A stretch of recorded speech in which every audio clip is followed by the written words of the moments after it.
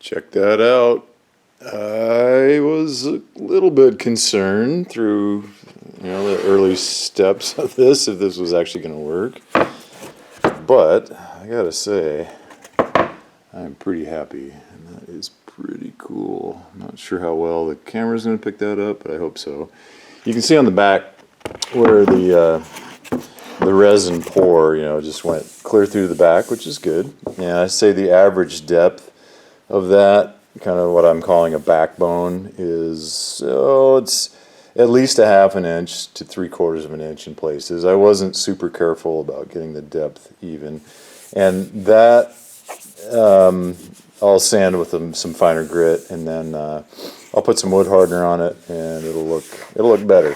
So I just did the final contouring, and when I first cut it out on the bandsaw, I hit the edges again with the wood hardener, and then I did some initial body sculpting, and again hit it with the wood hardener on the edge, because there's lots of like little bits that were fraying and loose, and they just didn't look that good and didn't feel that good either. And so just did the final contouring, and I'll put one more coat of wood hardener on before I leave, and the body will be done. Let's talk about body sculpting, because it was not that easy. If you have the right tools, it actually is pretty easy. But I started with this guy right here, which is my kind of favorite sculpting tool for wood guitar, a solid wood guitar. I think I've heard they've discontinued this for some reason. It's an absolute beast. It's basically an angle grinder with dust collection, so you can hook up a vacuum hose back here. But this regular type of woodworking sandpaper, it loads up very quickly, and so this proved to be ineffective. And I was kind of surprised and kind of felt that was a setback initially, until I thought of my second favorite, and it's only my second favorite sculpting tool, and it's only my second favorite because it's messy. Because this one has some dust collection. It's not perfect, but it does some, and this just makes an absolute mess. This is just an angle grinder, and this attachment is I got it at Woodcraft. It's by a company called King Arthur Tools, and those are carbide burrs. And this model is the Holy Galahad, as in hole, because of the holes. That is unplugged, by the way. I would never stick my thumb near that if it wasn't. The holes, when that's spinning, it allows you to actually see your contour as you go. As you remove the wood, you can see it.